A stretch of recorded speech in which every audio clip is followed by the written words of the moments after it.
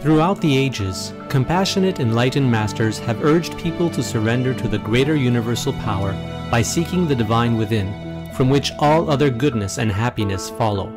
Supreme Master Ching Hai often spoke of the teachings of past masters and answered the spiritual questions of fellow initiates during international gatherings or through tele and video conferences. We now invite you to listen to Supreme Master Ching Hai's lecture entitled The Importance of the Master's Teachings.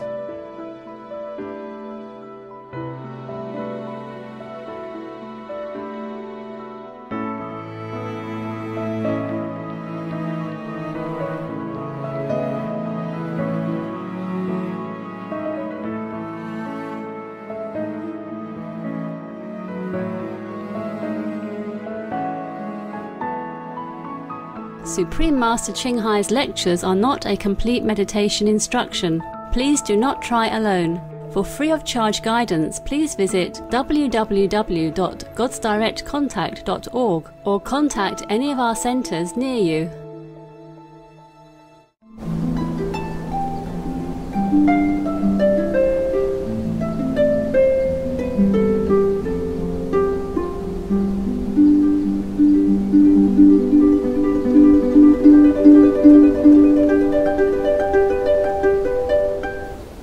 The retreat doesn't start until tomorrow, but I thought I'd come say hello, okay?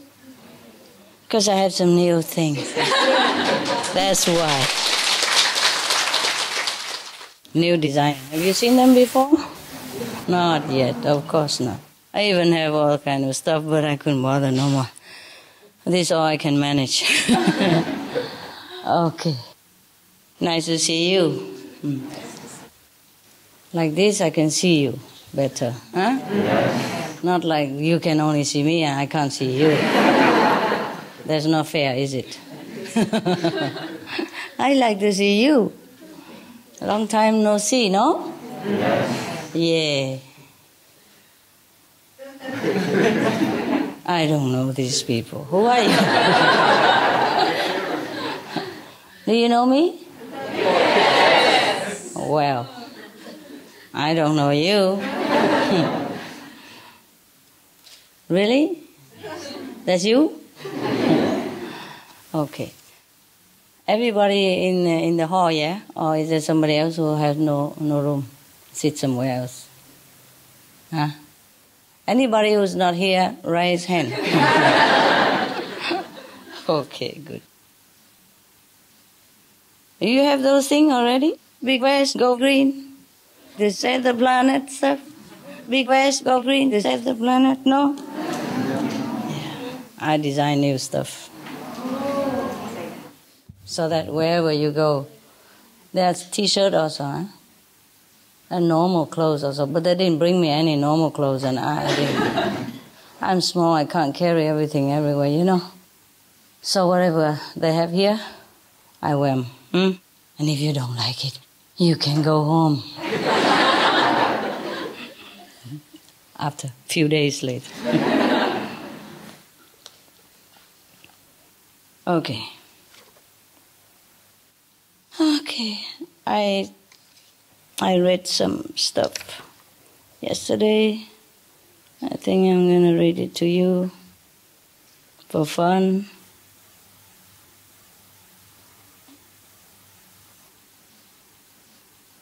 I saw some, but I got to check out which one. Today I want to say this story, but I don't find it. And, oh no. Okay, I look here.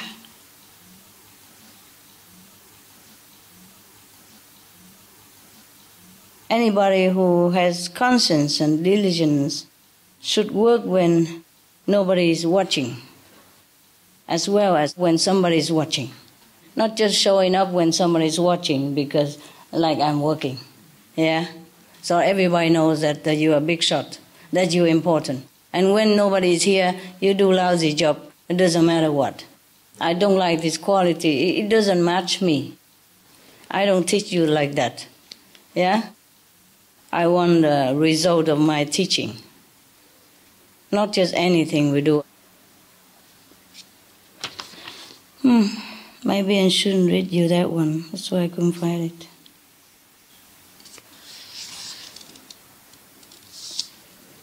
I really could not find. All of you in the same country here? No? Oh, I thought you were in the same country. Where from? Singapore? Canada? New Jersey. New Jersey, America? Yes. Wow, that's a quick one. How long did they give you the notice? 1 week? 6 days? And you got it? Wow. 1 day. 1 day? They let you know only 1 day? For sure, yes. Phew. How did you make it? We prepared. Yeah, you're prepared. You mean always, every day, you just get ready anytime? You already hang your bag at the doorknob? That's incredible, my God. Such a devotion. You deserve the best. Okay. 1 day. Where from? Canada. Canada. Oh, that's a long way. How far? How many hours? 8 hours? 10.5 hours. 10.5 hours? With the stop. With everything else? Taxi and all? That's a lot of time, huh? And he made it in 1 day. So you didn't sleep last night? No. Yeah, oh, well. There's no need. No need. Okay. Some people already want to live without food, and now he live without sleep as well. Wow. Ask me about miracle. We have it everywhere. Oh, well. What? I can't believe this. Can't believe I cannot find it. It's a very funny story. I want to tell you, and I cannot find it. I find anything else, but not that one. It's funny. Funny. Okay, forget that. I probably never find it. Okay, I read you something more serious then. Too bad. Something serious, huh? All right.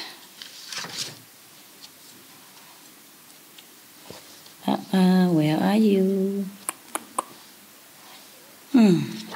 Just whatever I don't want. Okay, here. Okay, there were two. One about a saint in a brothel in a greenhouse. I mean, pink house. Oh, one is the Queen Mother's advice. Which one you like? I just happen to get both here. Queen Mother, right hand. Advice. Only 2, 3, 4. My goodness. Okay, the brothel. Oh, the guy like. Only one? Gee, and the rest? Whatever. Yeah. No greedy tonight, no. You're not even officially there yet. Today you're still illegal, you know that. Until tomorrow, 4 o'clock, you're illegal. All right, never mind. For these illegal people, I treat you like a queen then, huh? A king. Okay.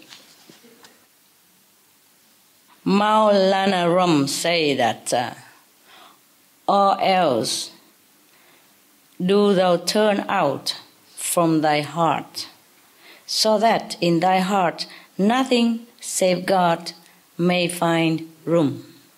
You got it? Yeah. Okay. Everything else we throw out of our heart, so that God can find some room in there. Oh, poor God. Our heart is full of stuff. He'll be having big trouble finding some little spot there for himself, huh? Or herself. Okay, never mind. When I wasn't very enlightened yet, you know, wherever I live, I put a chair outside in the balcony. Very clean, you know, every day clean up. Just in case God come and have a sit. Yeah. Because I'm not sure if I can find any place in my heart, so at least he can take a rest, you know? Like you walk in the park, and sometimes you're tired. You couldn't find anything that you like yet, or too many things you like, so you just sit on a bench with a pigeon, waiting for something else, or resting, or thinking, or enjoying. Okay, this is called the Queen Mother's advice. Okay. There's a king in ancient India. His name is Gopi Chand. He was tired with the worldly power and pleasure. You know, like Siddhartha, the Buddha, yeah? Okay. He was tired with pleasure. So he renounced his kingdom and begged his guru to give him true spiritual knowledge. Now the guru knew that it would not be easy, for this disciple to give up vanity, since he had been a ruling king, of course.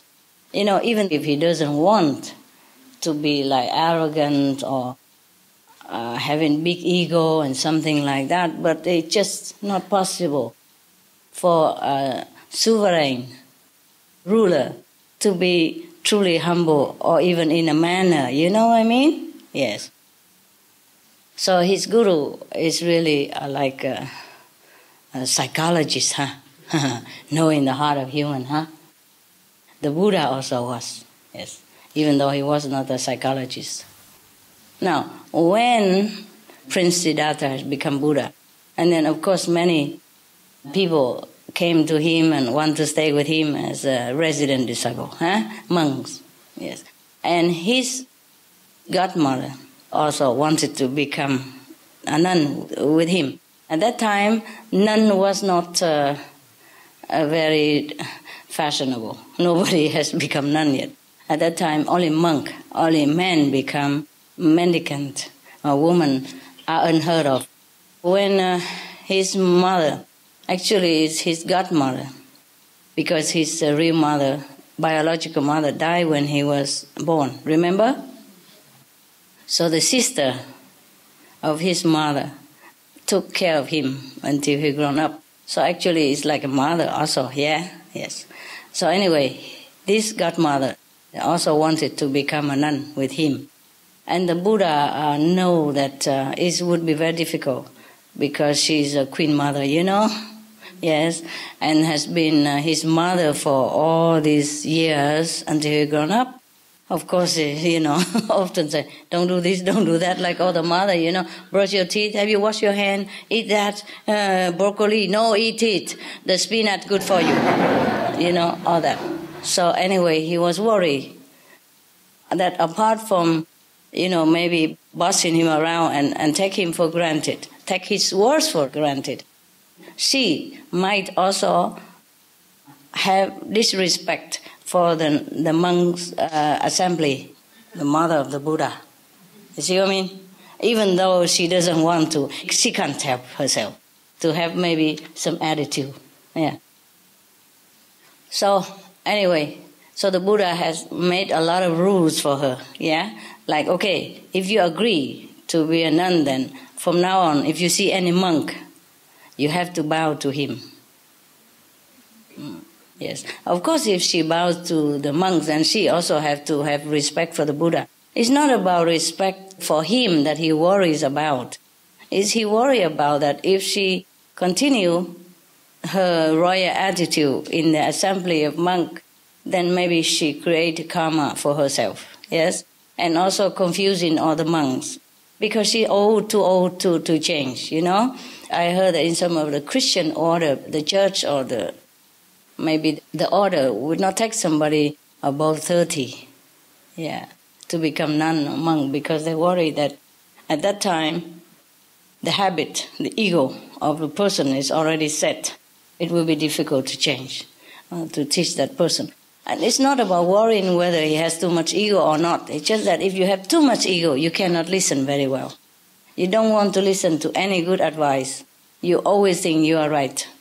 And by the time you find out you're wrong, it's too late. or you keep doing wrong thing all the time and nobody can bear it. It's very difficult. Yeah, even young people are already difficult to teach, not to talk about already became mother and father, all that. You're already so used to it being the boss. You know what I mean? Yeah.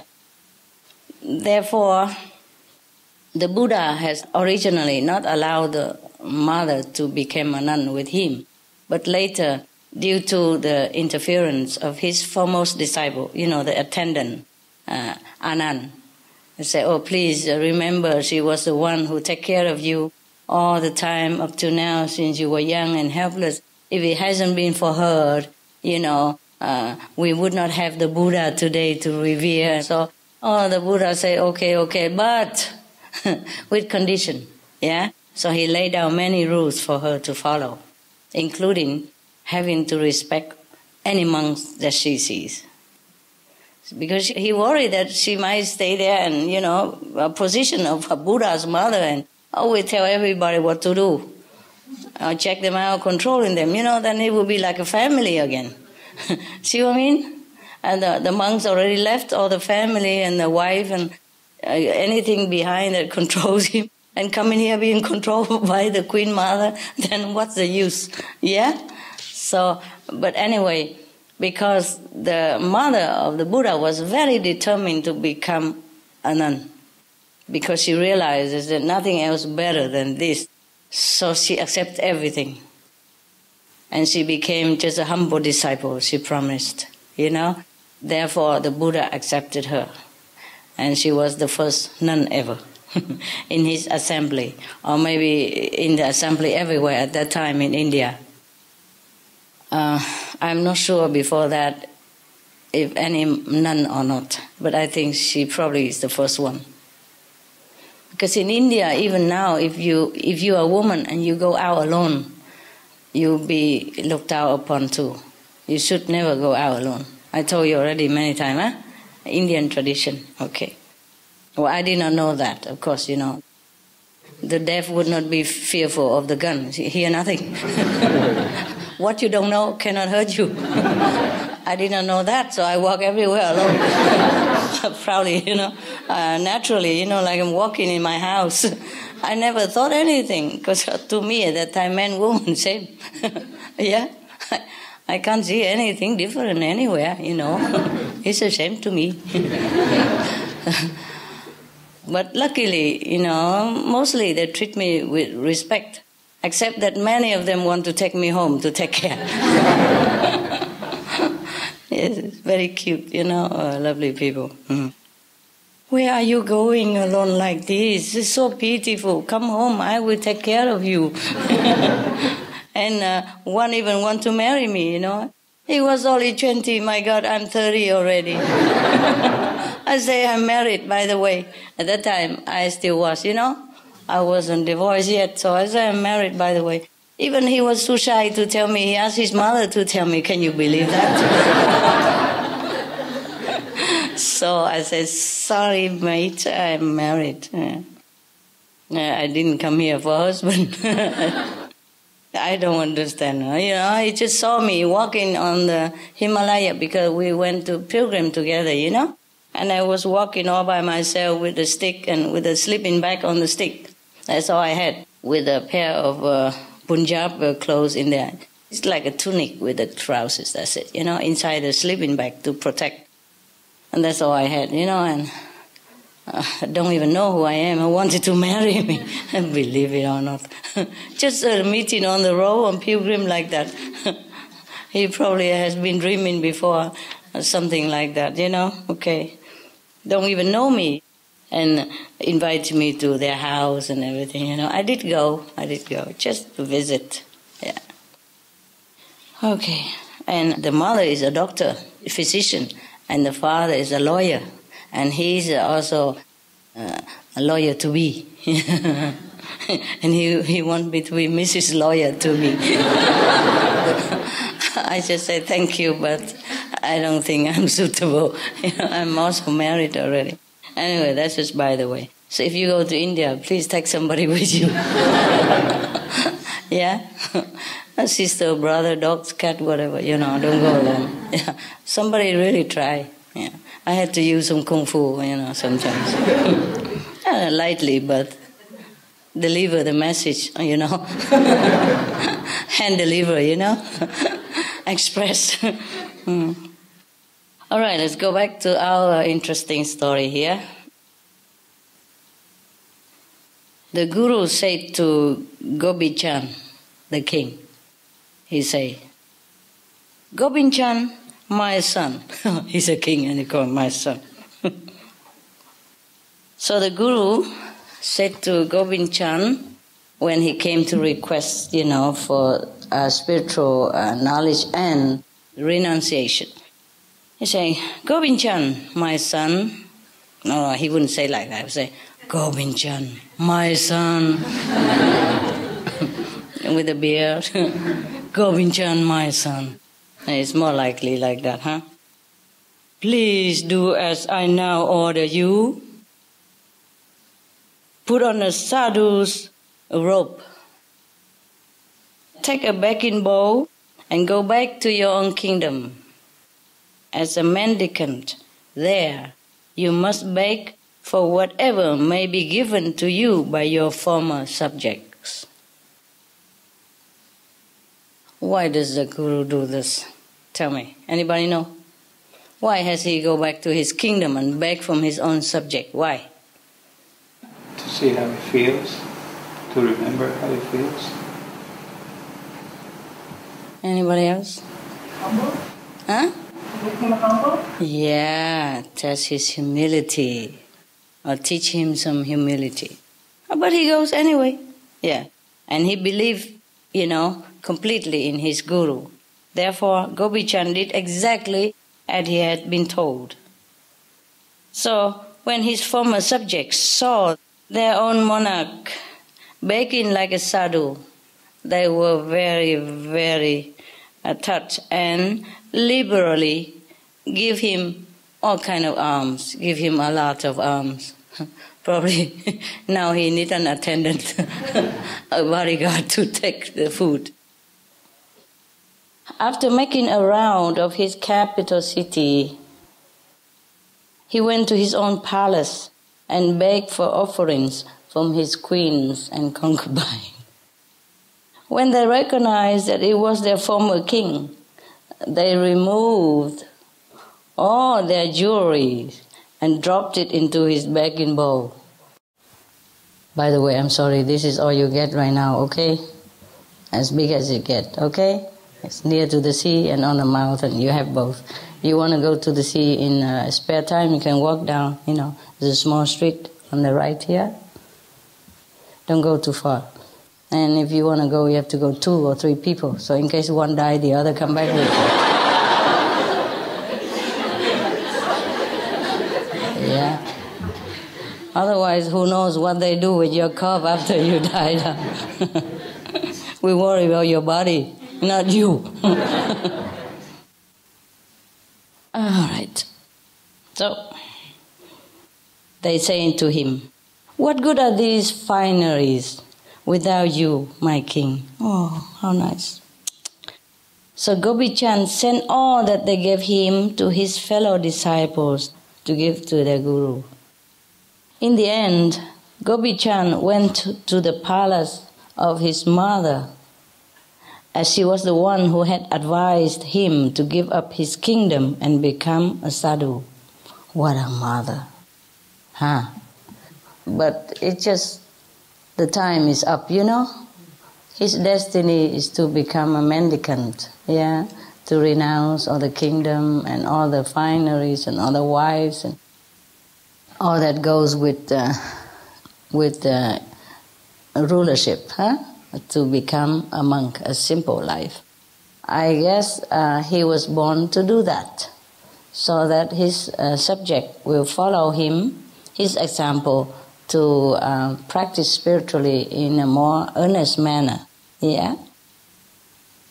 and also to leave a good story for the later generation, like even if a king could renounce the kingdom and everything he has to become a devotee of God, what about us? That's what it's supposed to mean, And now you come to the Supreme Master Ching Hai and she told you differently. She said, no, stay out there and work for the world and, help your fellow citizens. And she don't even let you come and stay in her ashram. What do you think his mother said to him now? Would she cook for him? Like Sunday SMTV show? Huh? Cook for him his favorite food? And say, good boy. What do you imagine a queen mother would say to her son now that he came back as a sadhu? I mean as a monk. Sadhu means monk. Yeah. Anybody can imagine? If you're a mother, what would you say to him? Come back, stay, I miss you. No. Too late. Huh? Too late. What? It's too late. It's too late to come back? Yeah. He doesn't come back to stay, my God. He just came to visit. Yes. So what? Huh? What would she advise him? What kind of advice she gave him how to be a sadhu, continue his renunciation. Renunciate life. If you're a mother, what do you say? Stay with master. Huh? Stay with master. Stay with your master. Yeah, but how? He was a king yesterday. Yeah. What would you think he come there for? To visit her? Or is there anything else? Say goodbye. He already said goodbye. She knows that he's gone. Huh? Maybe she asked him if he's happy. Ask him? If he is happy. Okay. Anybody else? No? You're not a mother at all? Suppose your son go become monk and he came to visit you, and you are older and wiser, and because you're so wise, he trusted you with his innermost feeling. That's why he asked her about whether he could become a monk, you see? And she was the one who said to him, okay, go ahead. So she must have been a very wise mother. So now, as a wise mother, what would you say to your son if he come back to visit you? Listen to your master. Yes, that's okay already, but you shouldn't have come back. Why not? I mean, his guru sent him around to beg, and he begged in the capital, and he visited all the queens already. So it's natural that he visited his mother, and it's not a forbidden thing. Follow everything. You follow master. You follow everything. Follow everything and follow master. Concentrate. I'm very proud of you. I am very proud of you. Maybe he wants his mother to tell him how to overcome his shortcomings. Possible. Anyone else? Make yourself comfortable for staying here. Make yourself comfortable, stay home? Or make yourself at home? It's nice when you come home and your mother says, make yourself at home. Very wise mother. Yeah. Who knows? She might have said that. As a joke. What other joke you have? Huh? Maybe you said that make you proud as a monk. Oh, say already. All right. Any other advice or anything mother would have said? Do you like being a monk? How are you used to being a monk? Okay. Maybe she asked like that, but she probably knew. Yes, yeah. Well, among all these chitta chatter, perhaps that's what she have asked him. Okay, maybe they have been chatting all that. Yes? So, okay, now is the final. After how are you, make yourself at home and all that. Do you want a piece of cake, something like that? Okay. You want a cup of tea? Yeah. Okay, now, before parting, he came to her. Yeah, and how are you and all that stuff already. Weather's fine, good. Now she became serious. She told him like this, "My son, you are now a yogi. You have renounced the world while I am still a householder. It is not for me to preach to you." Yeah, because, the monk's supposed to preach to you and not a householder preach to the monk. Yeah, she's very respectful now. And she does know her position and she does know his position, even though she gave him advice. But she does pay respect. You see what I mean? And that's because a mother also have humility. That's why she has such a son, I guess. Huh? Okay, lucky son. Now she said, "My son, you are now a yogi, and I'm still a householder. It's not for me to preach to you. But as your mother and the householder at whose door you beg, so I can give you whatever charity I please." She used her right as a householder who gives alms, so she said, "I can give whatever I please." What a wise one. Oh, she doesn't have to say, "Oh, this is my God," just say it outright. She's still a mother, and he would have respected her just the same, But she's so ever humble, nah? So she let him know that she respects him and all that. It's not like she just jumped onto conclusion that he has to listen to her. "And the alms," she continued, "that I wish to give you are these 3 pieces of advice." Now, she say 3 pieces of advice. First, I charge you to spend your nights in a strong fort. Second, you should make the softest bed your sleeping couch. Third, you are to enjoy none but the most delicious meals. What a mother. Still taking care of him, huh? Want him to have the best. Okay. Now, the Gopi-chan very puzzled and said to her, "Oh, mother, had this advice been given to me by any other woman, I would have thought that she had lost her senses. Yes. For where shall I find forts in the forest? How shall my bed be anything other than the hard and rough ground of the jungle? And how can I eat anything other than the few crumbs allowed to me as an ascetic?" Yeah, we would imagine that, huh? Okay. So the mother say, "Yogi, you have not understood me." You see, he's still not so wise yet. He's young, yeah. So even though a mother is a household, but she's very, very wise. So she tell him again now, "You are a handsome young man, and women, young and old, will come to listen to you. Your guru will be your strongest defense against them. So that is your fort. Yeah?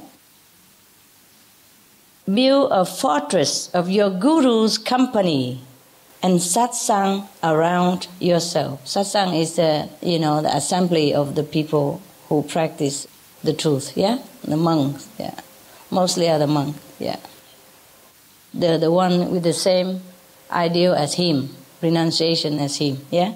So she advised her son, now a yogi, to take refuge in his guru and the assembly of the satsang, of the monks, yeah? Because when he is always with them and having them always in his heart, then he will be one with them and they become a united front, a powerful force against the temptation. Yes, because he's still young and handsome even. Yes. And the former king, all the girls would be very curious even, yeah? And like to hang around. Okay, so she said, take refuge, build your fortress around yourself with the company of your guru and the satsang. Yes. The master words, keep one on the right path. Secondly, stay awake and practice meditation day and night. till you can keep awake no longer. At that point, even thorns and stones will seem like soft velvet to you, and you will find it more comforting than a bed of flowers in the palace. Yes. Lastly, the third advice. Try to stay hungry or eat rather sparingly. Then even a dry morsel will taste delicious to you. I have nothing else to give you, my child, except this advice. Please keep it always with you. So that is the alms that she gives to him, more precious than any food that's offered to him all his life and in the future. That is good, huh? Good story.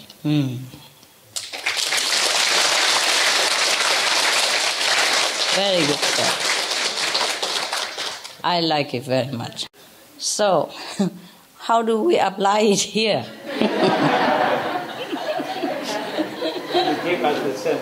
Do the same. Okay. Well, now we are kind of short of space here, so there is a stone garden. Yeah? But the food here is too good. I'm not sure whether you're hungry or not, you still can eat. It's for me also, it's very bad here because they cook delicious food and they bring it into my kitchen. At home, I can still control what I cook, you know. I don't cook much anyway, you know. And my assistant also same. We eat more simple, yeah, very simple. Whenever we have time, then cook some dishes, 2 or 3. And not have time, just sesame, brown rice, simple. The basic, you know, the basic and the stable food. So, it's very good. You can lose some weight with it. Because it don't taste too good. Even if you're hungry, you don't even want to go look at it. Not to talk about dogs.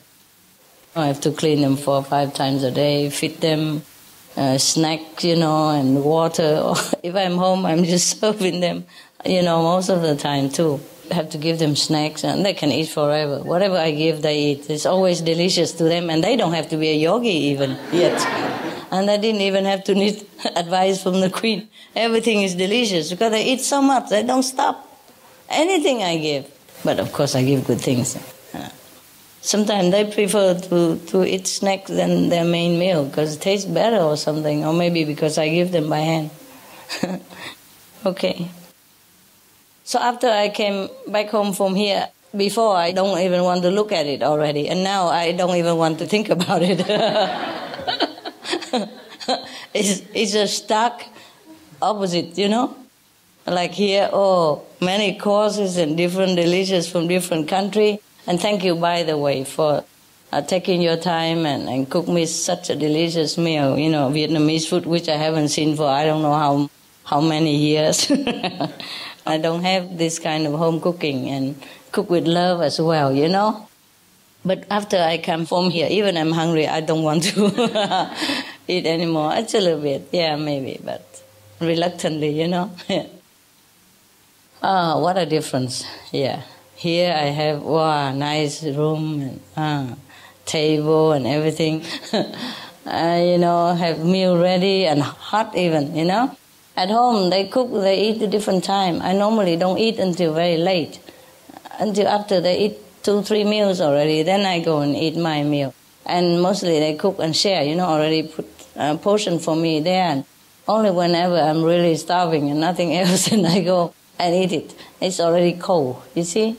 And I even don't want to microwave and all that. I just eat it cold. So mostly it's not that good. Here, wow, it came straight from the kitchen, you know, steaming hot, and wow, what a difference. Yeah. So what shall we do now? We should not even cook so much food because you should be, you know, you should be a yogis here, right? And some people told me they want to live on air even. Yeah, just now I talked to one of your center, Vancouver. And they want to talk about eating breath air and, eating air and all that. I said, yeah, go ahead. I wish all of you go on air, so we don't need anything to do. Just come here and sit and go home. Huh? It would be nice, huh? No need cooking, nothing, huh? No utensil, no crack, clang, clang, no supermarket, nothing, huh? And no need digesting, nothing, huh? Are you ready for that yet? Yes? Oh, right hand. Oh, yes, right hand. We don't have to charge that guy. Good, good, good. 1, 2. Some guy in the back. Not you. Are you just pointing him? He changed his mind so quick. He was like this. No, that guy. I saw him like this and I asked her. Okay. The one who don't want to eat, just take your money back.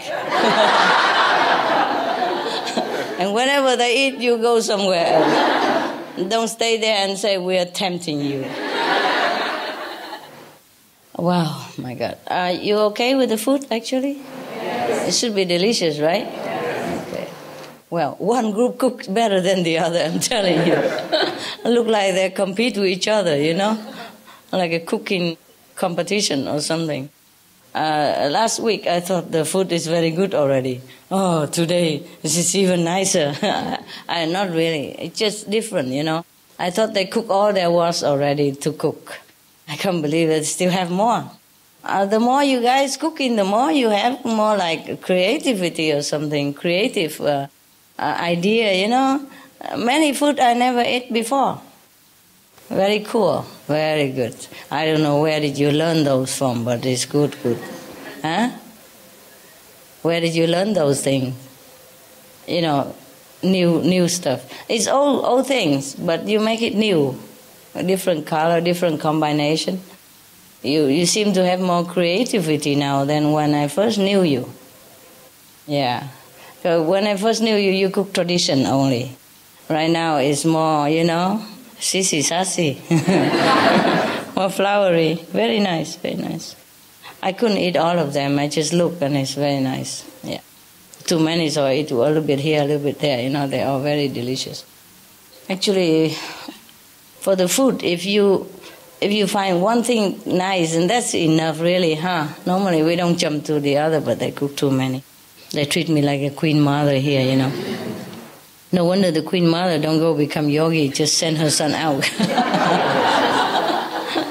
Food at home is nicer. I wonder why she sent her son out like that. Why?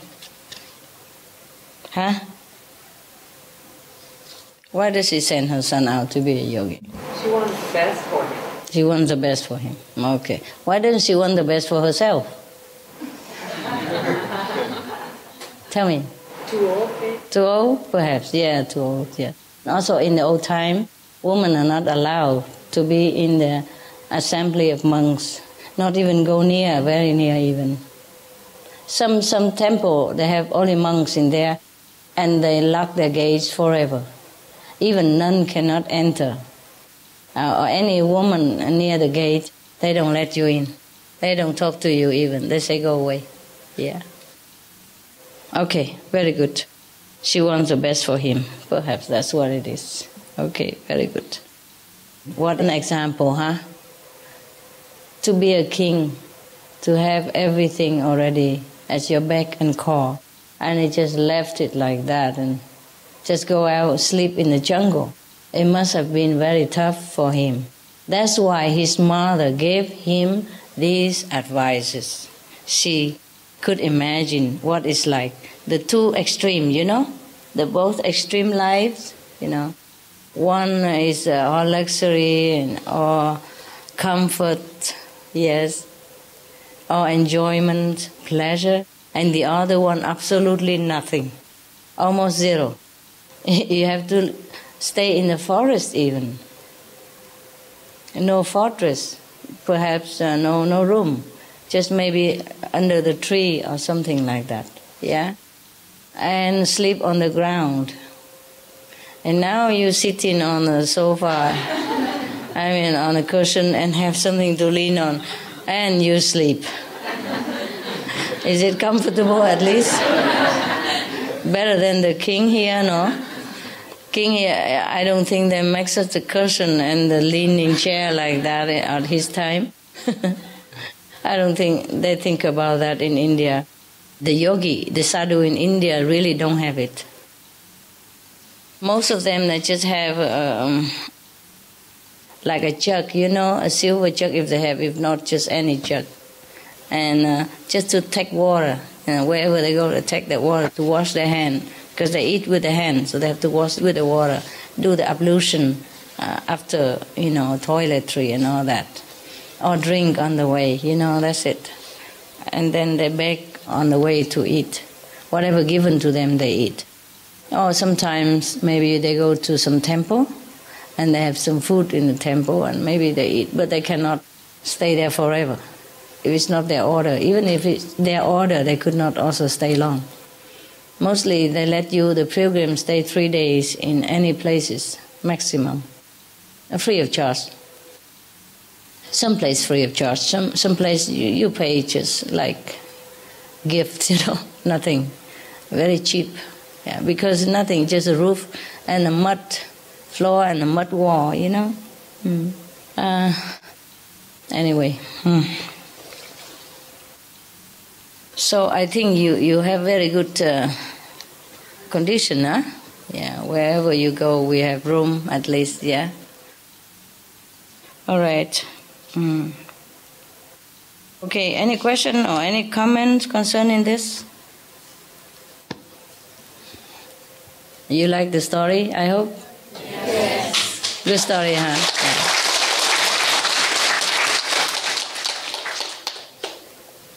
Yeah. Okay. Then I leave you, let you meditate. I see you tomorrow, it's the same. What's the name of the book? Why? I just want to know. What for? You don't want to know the name of the book. Okay, let's go, right? I'm going to go to my room. I meditate there. And you're going to go up to your room.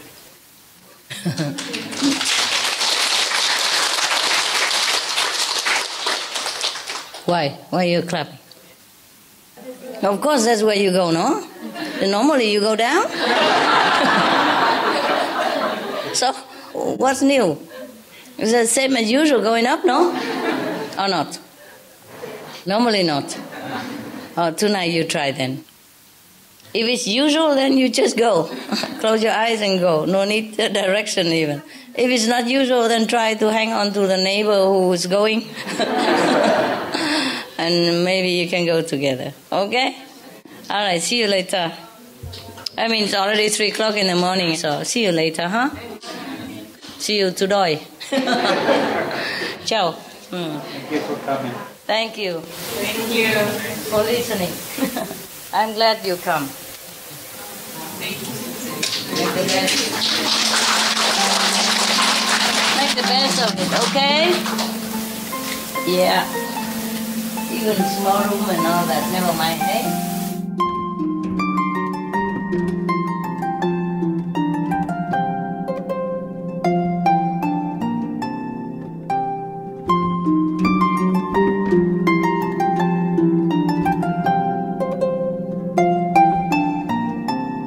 It was once the custom for kings in India to hold a great gathering, yeah, at which their daughters would choose their husband to be. Wow. Isn't that nice? What did they do? Do you know anything about this? Have you ever done this? No? How did you get your husband? Huh? Tell me. How did you get your husband? Huh? He ran after you. I met him on train. On a train? What kind of train? Everybody wants to know. What train? Where? It was on part-time job when I studied and he also studied. Yeah, and then?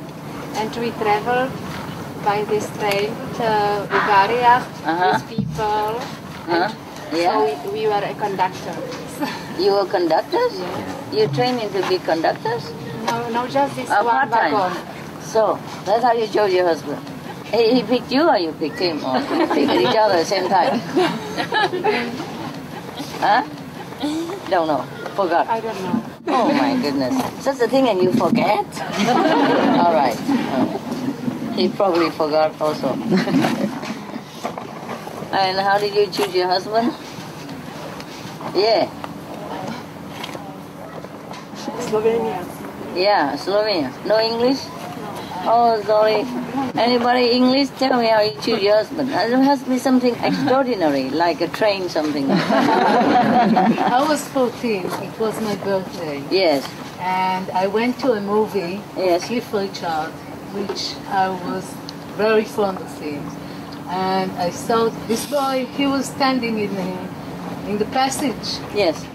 in the movie place. Yeah, and yeah. I said, wow, I wish he was my boyfriend. You said And- that? Yeah, I said in my heart. Okay, I understand. And I went and sit by my friend at the movie, and the movie began. Mm. And I thought, I'm not sitting closer enough to the screen. Oh, to the screen. Yeah. I thought you liked that And boy. I moved to the second line, Yeah. and there he came. He came and he said, I want to get to know you. Oh. You got a message. All right. Is he here, by the way? What? Is your husband here? No. No. He's in Israel. Otherwise, we could give him a hug. All of us.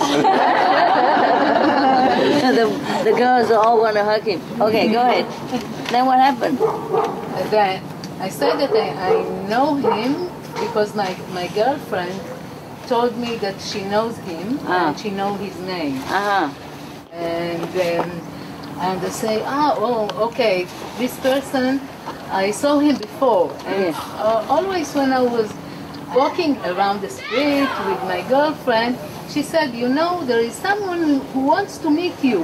But when we get closer, she starts laughing. And I said, why are you laughing? And she said, after a while, you missed him. You didn't see him.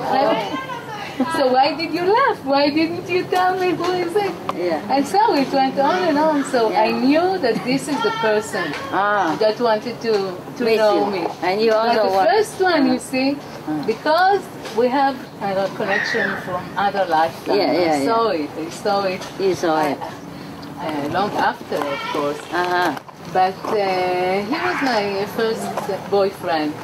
And the last, And it was very, very strange because when I was 7, they bought me a book, and people that start to go to school, and there was only one story that I can remember, and the name of the story was Raphael and the Magic Wheel. And Raphael is the name of my husband. And I said, what a wonderful name. And I didn't know. Oh, it's all prepared. So I was 14, he was 16, and it was a very great love story because, like our parents didn't want so much that we get together, and they said we are very young and we are from different parts of, mentality. Background and all that, yes. So, what happened? We've married. I was 18, he was 20. 20. And we are still married. Yes. Very nice. So he's not in the train, but it was in the... Anybody else? Huh? Anybody else? No. No good story anymore. Yeah, tell me. My husband, he was a PhD student and I was a master's student. Yes. And I had so many lousy boyfriends in my life, horrible boyfriends. And I was dating somebody who was awful. And my husband came along and he pursued me, and I kept Distant. Finally, the good one comes along, and he had to work for like a year and a half before I would go out with him. Because you had bad experiences, poor guy. And so even when we were together, I thought, this isn't going to last. Is he here? Is he no, here? He's not initiated. Oh. He's vegetarian now. But he went away to India for a month. He's from India. And when he was gone, I finally realized what I was missing. When he came back, he said, oh, everything changed. I had beautiful dinner made for him and a big cake. I realized the first time I saw him when we were in class together, before I knew his name or anything, I saw him in the front row, and I kept getting this idea, I'm going to marry that guy, I'm going to marry that guy. But he was sort of this sloppy-looking, messy guy, and I kept thinking, why do I keep thinking this? Before he talked to me, he decided. I understand. Yeah. You say you will marry that guy, and then you don't even want him. I kept thinking it was just a strange thought. I understand, yeah. And before he spoke to me, he decided he was going to marry me. Yeah. People say marriage is made in heaven. Perhaps it is so. Huh? So, Mister, I'm waiting for the guy. What? I always ask him why he doesn't meditate, and he says he just came to Earth to help me meditate. He doesn't have to meditate. He always begs me to go meditate all the time. He tells me I should go do my meditation. Yeah. What a help, huh? As if you don't know. Well, at least he's good for that, huh? Yeah. And then they say, oh, he's a test for me, Master.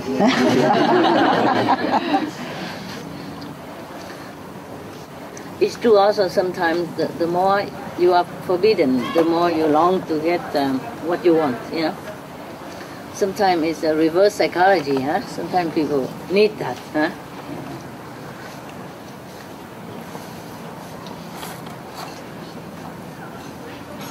No, you just bump into each other on the street and marry, that's it?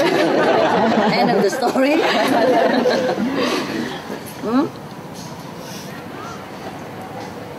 What? Even my story is better than that? Okay, never mind. It's not so important. It's good to have a good romance like that, a romantic story, and then it can last for a long time. You know, it's nice if you first love and the last, you know. Boyfriend before, after, it might not be first love, you know. Sometimes everybody have a boyfriend, so you have one, yeah? Everybody say, that girl is the top in the class, so you also chase, you know? See who got her first, something like that. It's not necessary romantic relationship, yeah? It's not necessary your heart desire. Somebody said, like, every woman wants to have a right man, but in between she marries anyone else. Waiting is too long, you know. Never mind. Better than nothing. And same with men, I guess. Men are easy, right? Yes. I feel that way, you know. No or not? Yes.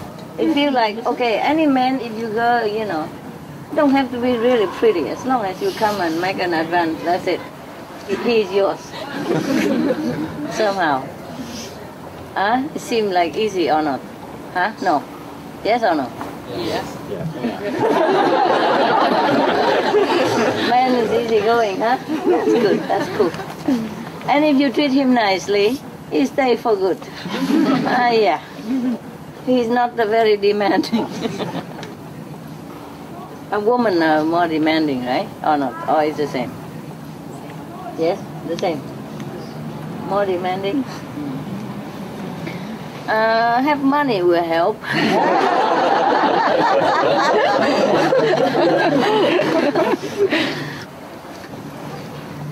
Last month, I was invited in a dinner party, and everybody came with everybody else, you know, all beautiful, all bedecked, you know, star-studded, diamond-studded everywhere. It's a perfect picture, but I go alone. So whenever they have a chance, you know, especially the lady comes.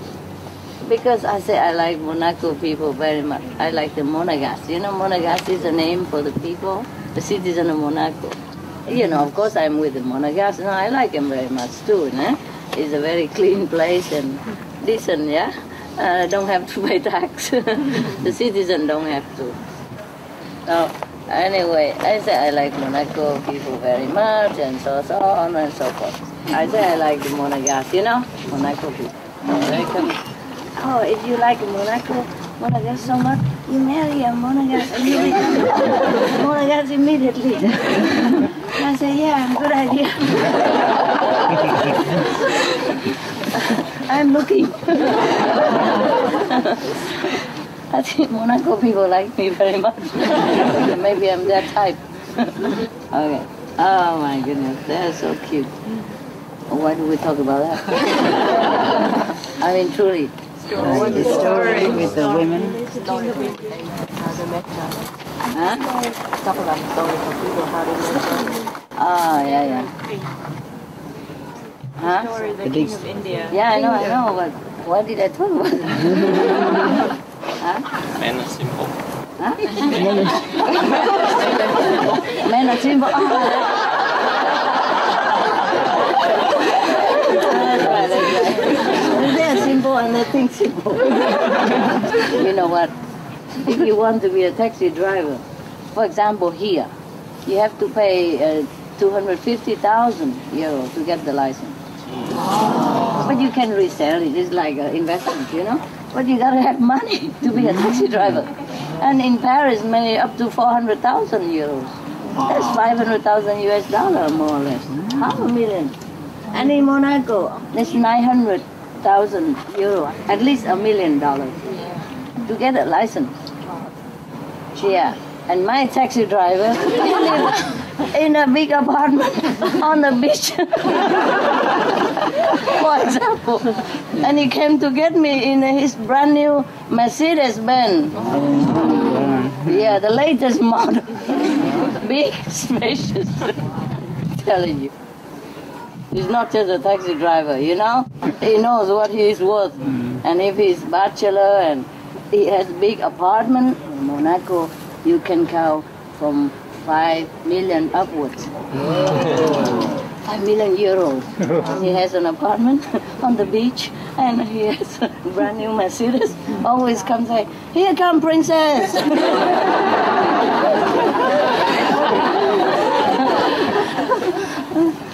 I got this car just for you. So funny people. I love them so much. They're so cute. Kind of innocent. Not so much trouble like other country.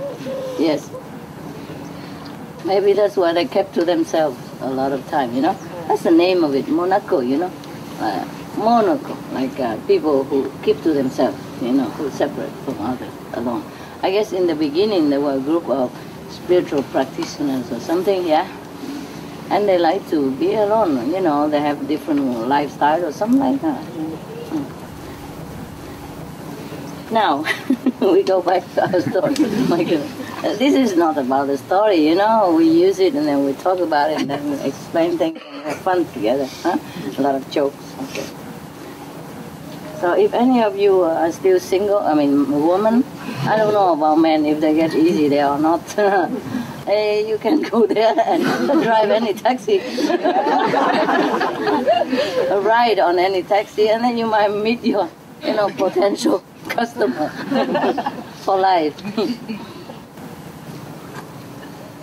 But actually in Monaco, mostly they don't have to buy it, you know. The state will lend it to them. But for suppose you're a foreigner, you go there, yeah? And you want a taxi license, you have to pay 1 million, that's it. And if you can get it even, yeah? Yeah. You know why? Because these are kind of touristic area, yeah?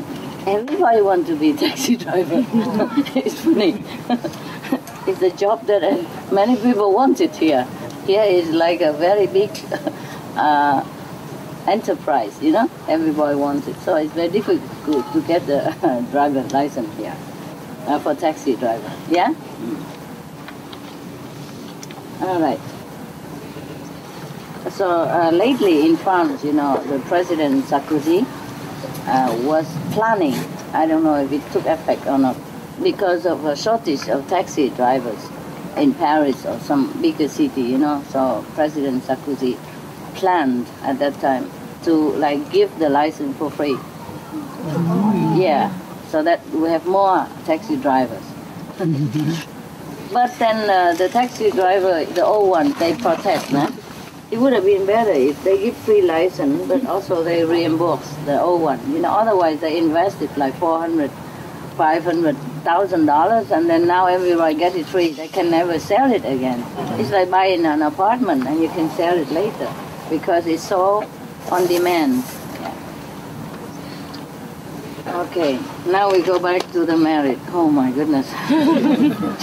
Just one book and we go to Monaco, Paris, all over France. Okay, now, Narad Muni was a disciple of the Lord Vishnu. He was very keen to participate in the gathering that the king had called for his beautiful daughter. He prayed to Lord Vishnu to endow him with a handsome face. Maybe he didn't have a handsome face, so he prayed. Or maybe he just prayed he looked more charming that day or something, so the princess would notice him. You know, in the old time, in China, when the daughter of some well-to-do family, or prince or princess, or like daughter officials, or, you know, state officials that come of age, and they don't know which one to give her hand to, yeah. And they build a big, tall, or a balcony or something, and invited all the handsome and bachelor to go there, and she will have a ball in her hand. You know, she will embroider a round ball like this, a red one, yeah. And then she see whoever she likes, she will throw the ball to that guy. But that's a very dangerous game. Yeah. Number one, you don't know the guy. Yeah. Maybe he look handsome, but he might not be so good inside, huh? Number two, what if the handsome guy couldn't get it and the guy next to him? You know, by chance, maybe it slipped out of his hand, or maybe he just turned around a little bit and then it fall into the old man next to him. Or maybe it's another guy that she doesn't like, you know? Because the rule is that whoever got that ball, she has to marry to, because a promise is a promise, you know, in front of everybody. You can't run away from that. So it's possible that the guy next door just elbowed this guy or tickle him here. And then he dropped his ball like that. And the other guy took it and voila, finito. It's dangerous, no, don't you think? Huh? I wouldn't gamble my life with that ball, whatever ball that is, yes. But that is in China. In Vietnam also, yeah? In old time, yeah? They don't do it anymore. I guess there's too many mistakes already. It's better not do it. It's such a risk, right? Yeah. Now here we will see how the people do it in India.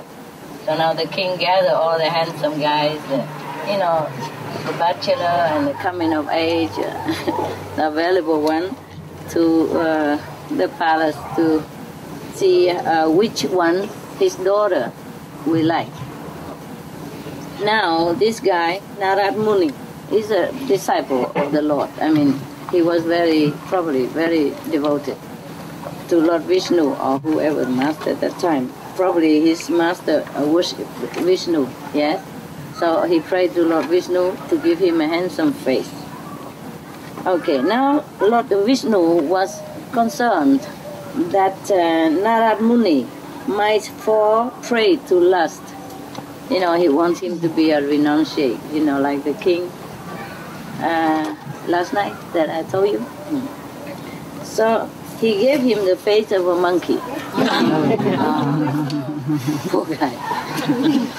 Before, he was better. After he prayed, he got that.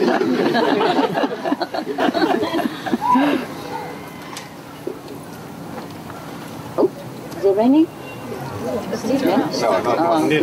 It does that all the time here. Yeah. The cloud come a little bit, carry a little water, and it give you a little. Okay.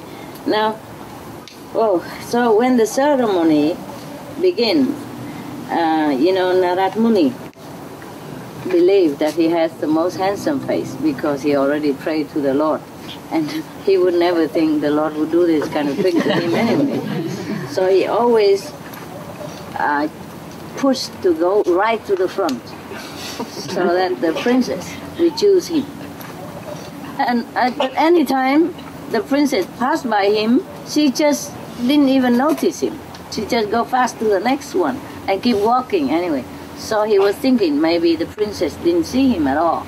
But he keep pushing again to go more the front, ahead of the princess, push himself to the front and show his monkey face. After many times that the princess did not notice him and keep moving on, he could not bear any longer. So he moved to the very end, that the princess will finally go there anyway. And then the princess, after seeing him probably 100 times already, she got irritated. He said, "Why are you jumping from one place to another like a monkey and showing your monkey face to me?" So he was very surprised. And he said, "Why does the princess tell me like that?" Narad Muni was very, very surprised and said, why does she talk to him like that? And the princess said, "Go look at your face in the mirror." So he went, found a mirror, look at it. Who is that? What have you done to me? So he know that it was Lord Vishnu who played this joke on him. He was very, very, very angry, and he threatened to curse Lord Vishnu and sue him, as the Supreme Master. At this, Lord Vishnu apologetically said to him, "I am prepared to bear whatever curse you sent to me and the consequences of it. But I did not want you to fall." Fall where? Into the worldly passions. Into the worldly passions. Fall, he didn't want him to fall from spiritual practice. But I wonder why. Why so strict? I mean, I let you guys all get married. You and make a couple of children and all. And do you still practice well? Yeah? Yes. Good? Yes, huh? It's okay. What I mean is everything moderate, okay? Yeah. Moderate is good, yeah? Besides, how can you meditate 24 hours? Suppose you become a yogi and went into a cave somewhere. How long can you meditate before you begin?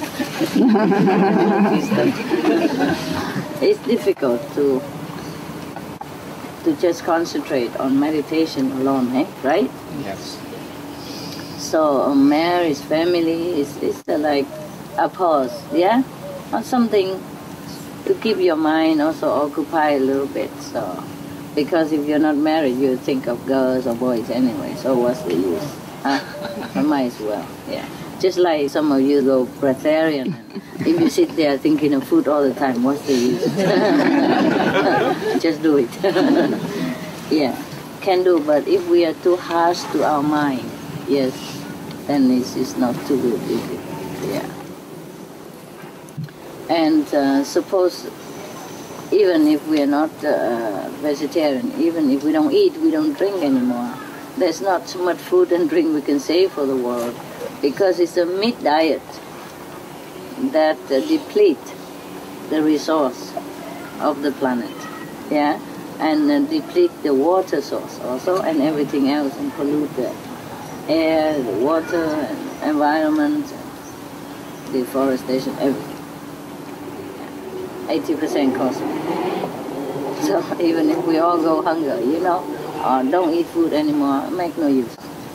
So I don't advertise you to go without food or without drink, If you want to do, of course, no problem. It's also good for you. Yeah, be free yourself, whatever. If you don't like to be entangled with food and drink and cooking and, making money and all that, yeah? Yeah. Some people think that if they are not eating, they can have more time to practice or do whatever. Well, that is fine, yes? Yes, that is fine. But as far as saving the resource of the world, we cannot do much. And there's some other reason, but I cannot tell you right now. So maybe after, okay? If the world is safe and 80% of the people are vegetarian everywhere, I will tell you. Okay? Right now, no. I can't. It's something I cannot tell you. I cannot tell you everything. I can only tell you what I need to tell you and what you need to know. Too much information for your processing center here. Also no good. Okay, anybody want to have a ball here to throw? I have a ball for my dog. A tennis ball, that Lucky left behind. You can use it and throw it some guy. I'm very well. I think this needs practicing. Because the ball, when it's out of your hand, it might be the wind will blow it a different way. Oh, it's dangerous. Yeah, maybe before they choose the husbands by this kind of risky adventure. Probably they've been playing basketball for some time first, right? Yeah, you have to aim correctly, right? Yeah, not even the professional can throw it so precisely into the basket all the time. So if the girl just chose the husband of her lifetime by a ball like that, I think it's too risky. Okay, anyway, just want to tell you a funny story like that. And I see you later, okay? Did you eat well?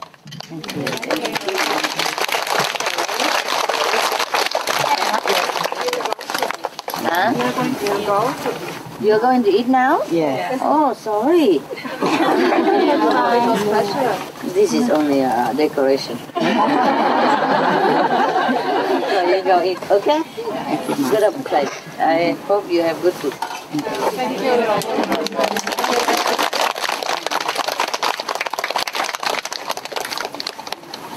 Don't throw your balls away. With your eyes. Come here just to meditate, okay? Yes.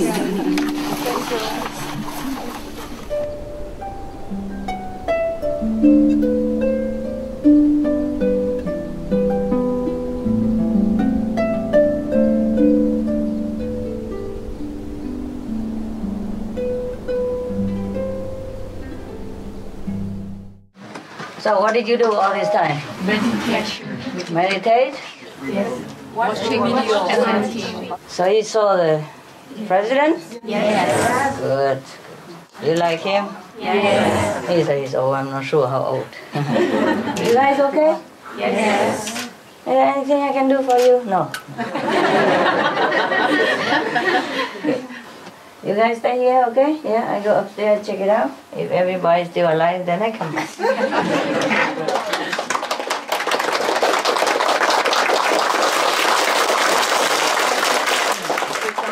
I go up and I come back. Yeah.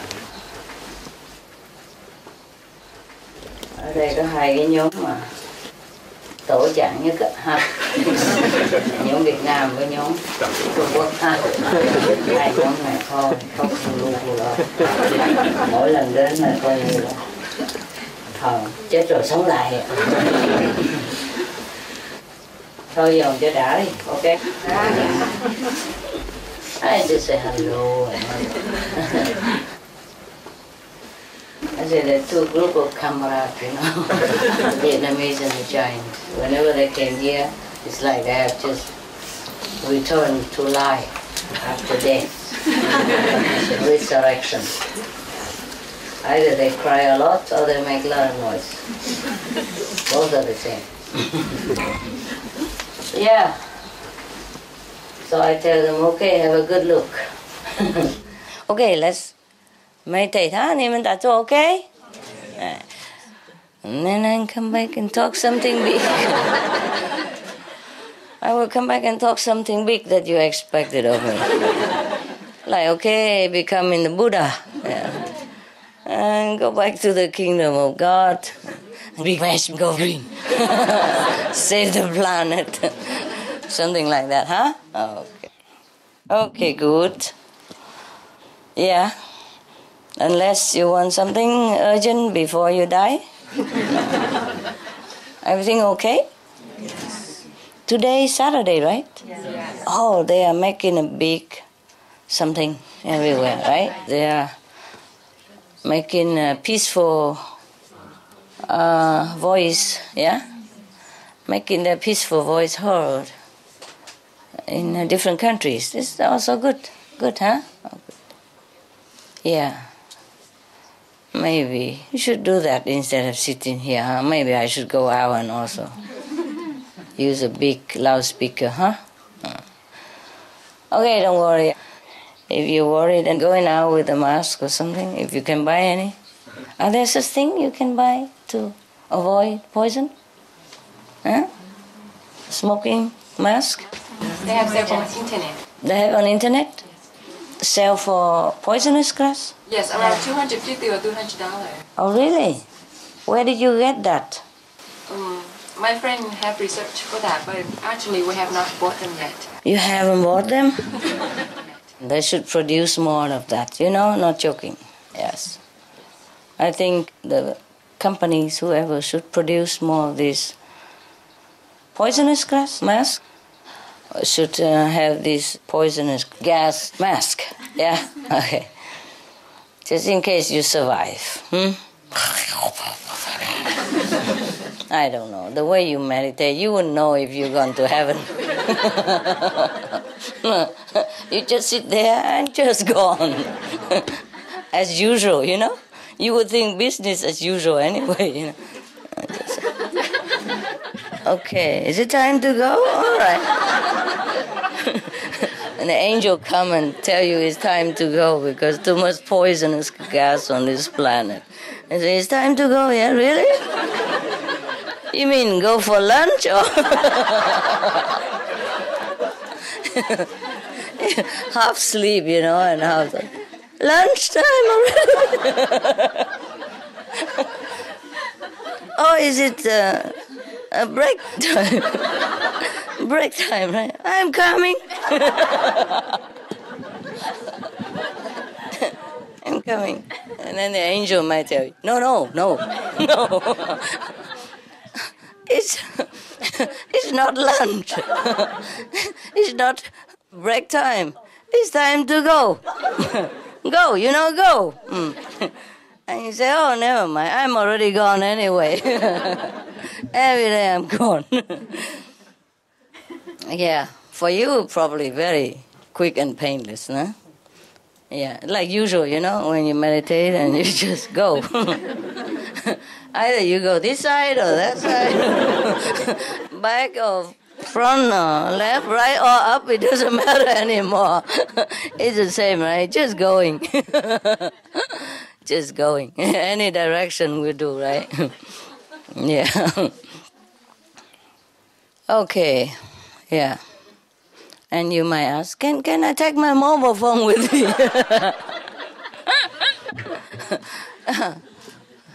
No, can't. No need. We have telepathy up there. Oh, that's just what I need. Then I don't have to pay bill. Phone bill. Okay. Master says she needs somebody with telepathy. It's about time.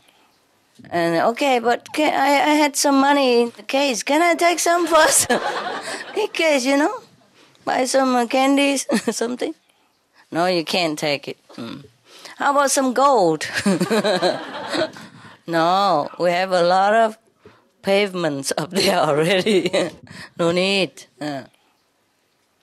How about SM Celestial Jewelry? Can I take it with me? Yeah. What else you want to take with you in case we're going? Can we take you? Take me, yeah? Yes. Me, I'll be always there. Me is the only one you don't need to take with you. I take you. Carry.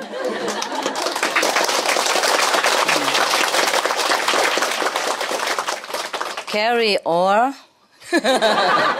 pushing. I told you don't eat too much, didn't I? Huh? It's too heavy, how I carry? Lucky most of you vegetarian and you lost some weight a little bit. Huh? Before, I don't know, 3-4 times my size. Yeah. Okay, guys. Yeah, you wake up a little, huh? That's good. Me too. Okay. Now we meditate a little bit. Now they're laughing up. Translation too slow, eh? Better than nothing. Yeah. Remember, in Hawaii we have also different nationalities, and they're translating different, because somebody has to translate first to English, and then English translate to maybe Chinese, and Chinese translate into other things, you know. And we have waves of laughter, remember? First the Vietnamese, and the English, and the Chinese, and the Japanese, and the German, and the Korean, etc. Yeah. It's fun, huh? Our group, huh? Yeah. We laugh a lot, even at death also. Yeah. Okay. But I'm worried, guys. I'm worried about the people. But never mind. Whatever. If they have that kind of choice, let it be. Huh? Yeah. We can't stop people choosing what they want to choose, right? The thing is, before we came here, we knew what we want. And when we came here, we get kind of blurred out, you know, by background, by DNA, by social influences, by friends, yeah, by situation, yes, and by our weaknesses as well. Pick up, by the way, or pick up from heaven before you come here. And then sometimes your weaknesses overcome you, see, overcome your strength. And then you do many bad things, all the things that are not desirable. And then you go even lower, and then it's just suppressing you all the time. So in this world, you need a master, you know? Yeah. Need somebody who can help you in times of trouble. Because in times of trouble, you don't remember who you are. You cannot even get up yourself. Your soul, your knowledge has been suppressed and locked and covered and taken from you. Yeah, so that you don't even know what you come here for, and you forgot your vows and your promises before you came. This is a trick of Maya, you know. They let you come here, but when you come here, you're under the control. Yeah, under their control. That's a pact deal, you see. You can't just come here free and happy like the way you were in heaven. Yeah. There's a price to pay to be here. Even to fulfill your job, or to progress spiritually, or to help somebody to progress spiritually. There's a price to pay. I feel very sorry for everybody, you know. You know, Master always are here on earth, you know. All the Master came here for that. Because the Master knows that when you come down here, you'll be in trouble. And all of you will be in trouble, so nobody can help nobody. See what I mean? Yes. So the Master always came with you and tried to help you out and remind you that that's not you. No, no, no. Remember what you want to do. Remember your greatness before you came here, etc., etc. But as you are here, you forgot. You don't even recognize yourself. You don't recognize the Master, your best friend, you know, from heaven. It's very difficult. No, Master run around, keep telling you, wake up, remember, but sometimes not. Sometimes okay, remember a little bit and then go back to sleep, just like your meditation here. You know, if I talk like that, you understand right away. It's from personal experience, you know. Okay. And then sometimes you even go against the Master, you know, even your friend, the friend who wants to help you, and you even beat him up, you know. maybe physically, maybe mentally, maybe psychologically, maybe different mean, restricting his freedom by your bad habit, or even goes against the master for no reason, If they choose to do some bad things, then of course they have to get the consequences. The thing is like that. When you come down here on this planet, before you came, you promised, I'm going to help this and that neighbors of mine, long time ago, that she's now here and she's in trouble and she forgot herself, her great self. So I'm coming down as her son, her daughter, her friend, or her neighbors to help her again. Yes. Well, when you came down, you forgot. You were so distracted by eating, drinking, whatever, yeah. Beauty, yeah, handsome, yeah, all kind of stuff, money, position, power, and you forgot your promise.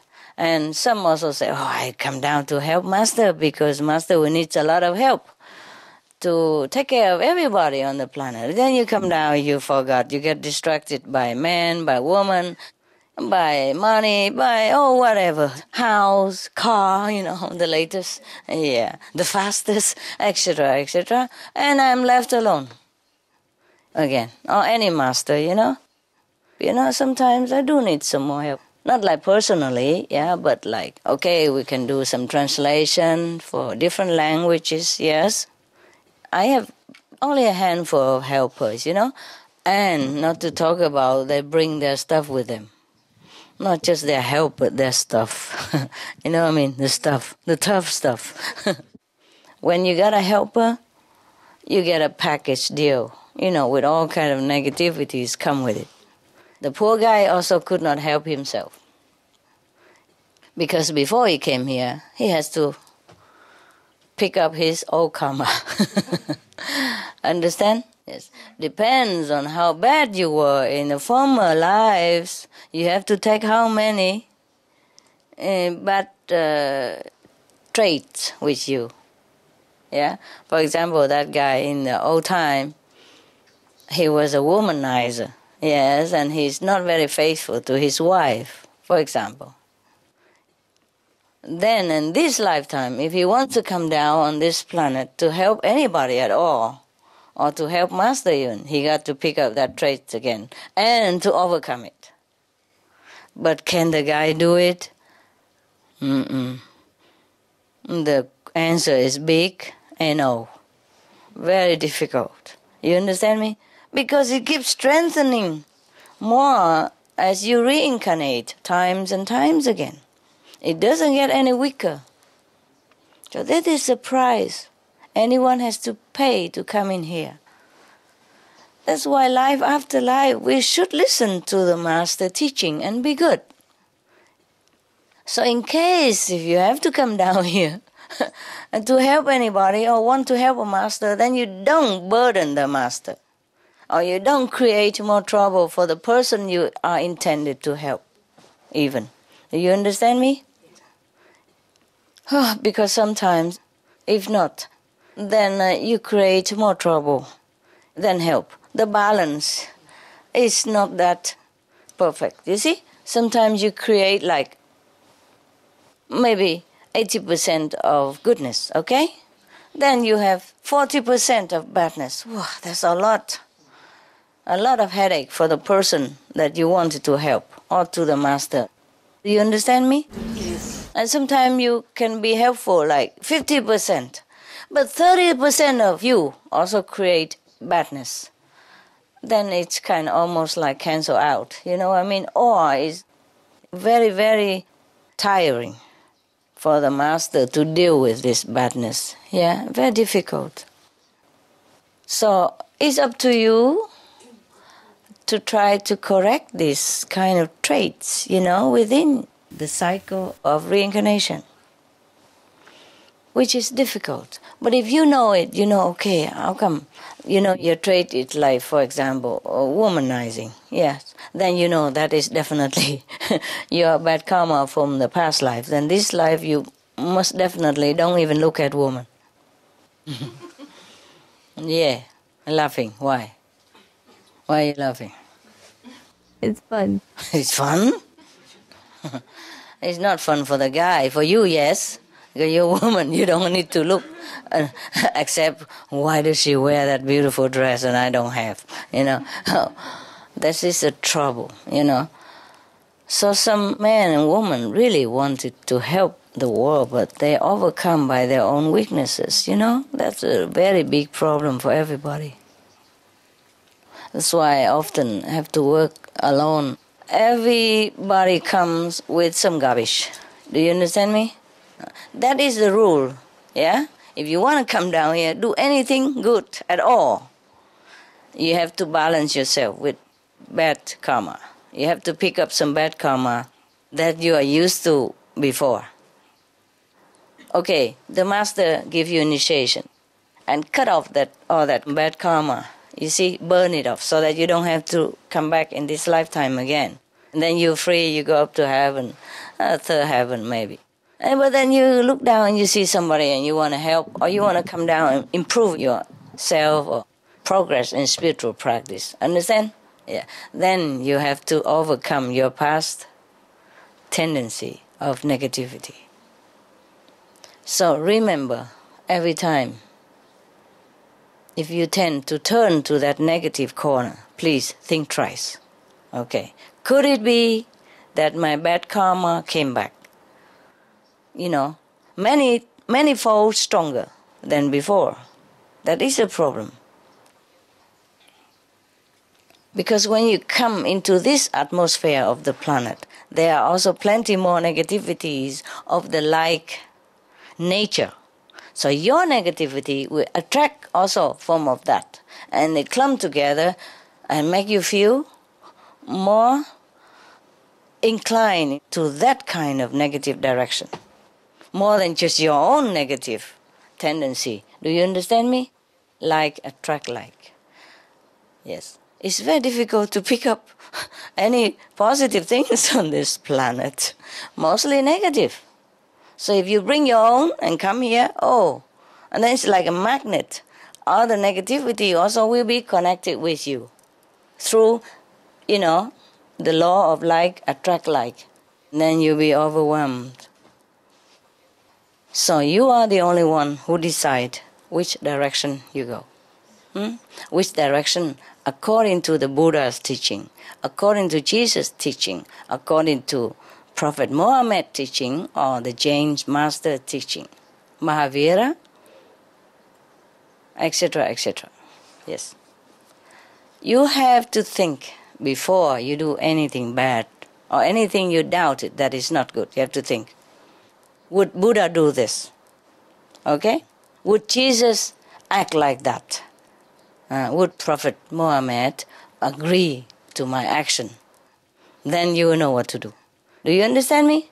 Yes. Otherwise, if you don't have guidance, you just do whatever you think in your mind, then it's mostly just negative. Because you don't meditate enough to overcome the negative power of this world yet. You understand? Apart from your own negative trait that you have picked up before you came here, to overcome it, to win over your negative past. Apart from that, you have all the negativities of different kinds upon you as well. So always think, that's why the teaching of the Buddha is important. Teaching of Jesus is important. Teaching of Islam is important. Take it as a guidance. Understand me? What would the Prophet do in this case? What would the Buddha do in this case? What would Jesus Christ decide in this case? Then you won't go wrong. Okay? That's how you follow Islam teaching. That's how you be a good Christian. And this is how you are a true Buddhist. Alright?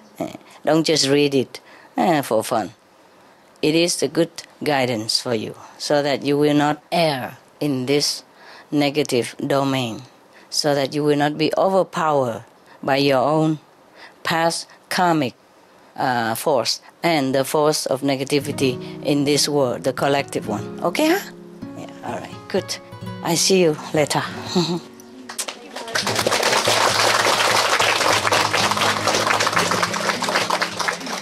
Lunchtime? When? 4 o'clock. Ah, that's good. Then you meditate for a while. I meditate with you for a while and then you go. Okay?